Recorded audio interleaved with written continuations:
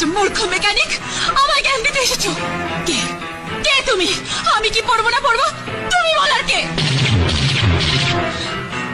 আমি ভুলে গিয়েছিলাম যে কুকুরকে সবসময় পায়ের তলায় রাখতে হয়। তুমি লাই পেয়ে পেয়ে মাথায় উঠে গেছো। আমার যা খুশি আমি তাই পড়বো, আমার যেভাবে খুশি আমি সেভাবে চলবো। তুমি কোনোদিন কোনো ব্যাপার আমাকে বাধা দিতে আসবে না, কখনো আসবে না, বুঝেছো? বুঝেছি। সত্যি তো, আমি কে, কি অধিকার আছে আমার? আপনি ঠিকই বলেছেন। আমি তো একটা রাস্তার কুকুর। আদর করে গায়ে হাত বুলিয়ে দিলেন সে তো বাড়ির লোক হতে পারে না।